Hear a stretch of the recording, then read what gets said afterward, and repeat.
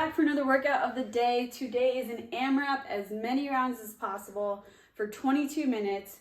We're going to be doing 8 deadlifts, 16 V-ups, 8 burpees, 16 kettlebell swings, as many times as we can, over and over again in that 22 minutes. We're going to go through each one of those movements and the modifications, and then you can go ahead and get started. All right, so the first movement is going to be our deadlift. So what we want to keep in mind is that we want to make sure that we are engaging this core. We're keeping our back nice and straight. Our chest is always up. We'll start with a dumbbell. Barbell. So you want to set up the barbell. You probably want to be about hip width apart or maybe slightly wider.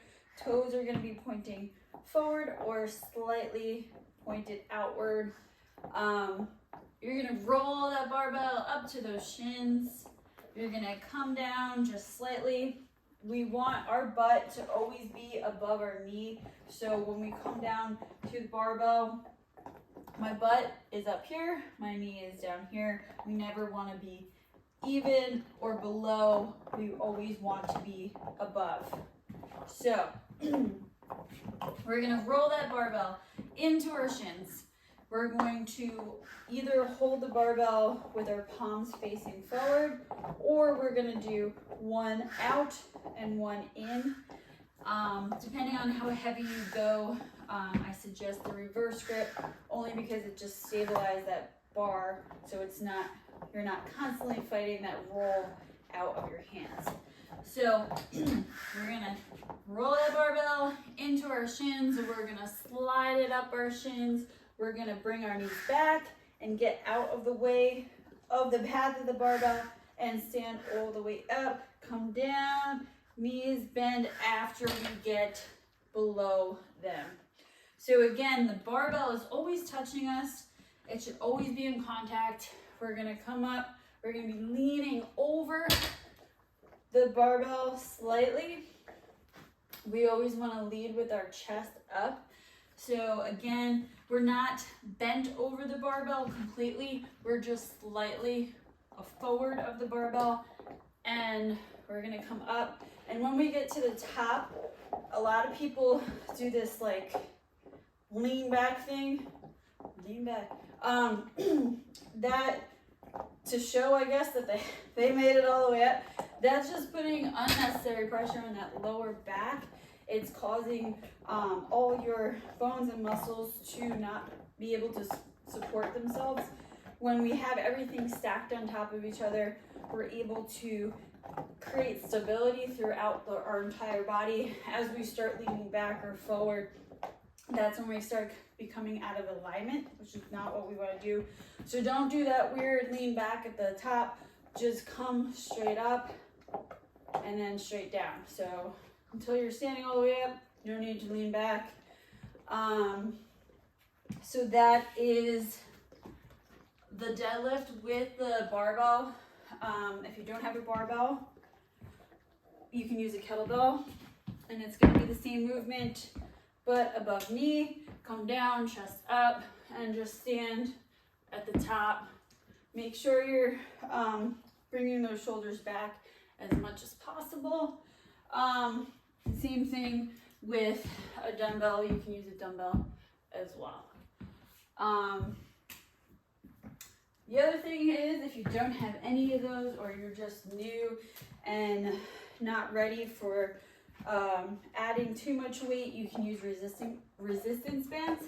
So you can set up under the band with both feet. You're going to come down, and again, butt above knee, chest up, and you're just going to stand, and you can use different strengths of resistance with the band. So this one's a really light one. You can use a heavier band. So that's that. So those are all your modifications for the deadlifts as well as the regular deadlift. Next movement is going to be our V-up. Move these out of the way. So with the V-up, we're gonna be nice and straight, and we're gonna come up, and we wanna try to get up at the same time as much as possible. You wanna keep those legs straight. You wanna try to touch those toes at the top. Modifications would be bringing your knees in, or you can do leg lifts. If you do leg lifts, make sure you're engaging that core, that your head and shoulders are off the ground, and you're bringing your legs up. Or you can do alternating V-ups too. Maggie, what do you prefer? She prefers not to do any V-ups. Okay, I know, you're so cute. The next movement is everybody's favorite, the burpee.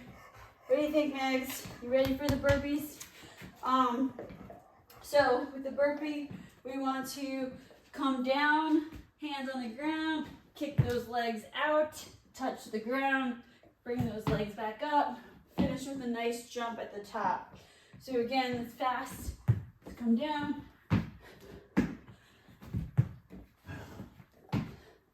Modifications, if you're not ready for that push-up on the bottom, just come back, kick those legs out, make sure that they're all the way out, get back up.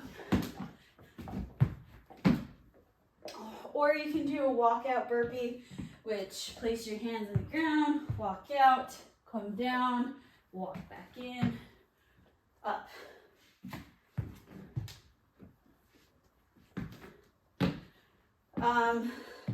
You can also, if you have a box, you can do that with the box, have your hands on, walk out, do the push-up on the box, and then walk back in.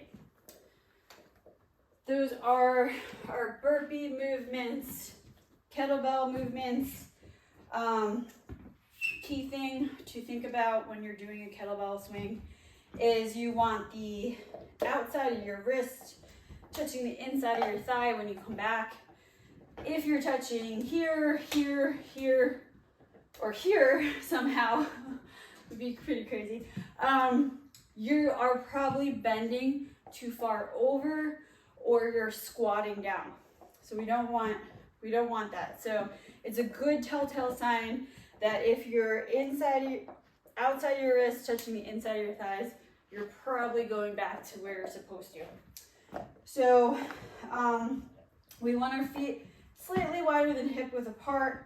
We're gonna come down. When we come back, our knees are gonna be soft, so they're gonna be slightly bent, but not bent. So slight bend back. Our chest is gonna be bent over slightly. We're not looking for, you're not bowing. It's not a good morning. You're not, you know, I don't know, presenting yourself to someone. So just slight bend forward. Chest is gonna be up. You're gonna look forward, and you're gonna bring those hands back. You wanna keep that back straight. The butt is gonna be brought back, so you're gonna have those hips loose and back. So you're hinging at the hips, and then as you come up, you're going to thrust those hips forward, and that's gonna drive the kettlebell upward. The harder you kind of thrust upwards is the higher the kettlebell will go. So at the top, you kind of want to squeeze those butt cheeks together. So we want to come to about eye height here for this movement. So this is what it looks like. And again, you notice I'm not squatting and trying to do some weird thing. It's not a lift with your hands or arms. It is a swing. You shouldn't feel that pressure too much on your arms. It should be the momentum of that thrust forward that's going to bring the kettlebell up. If you don't have a kettlebell but you have a dumbbell, that works as well. Exactly the same movement, just with a dumbbell. So the modifications for that are going to be different weights. So obviously if you're new and you're starting out, use a lighter weight.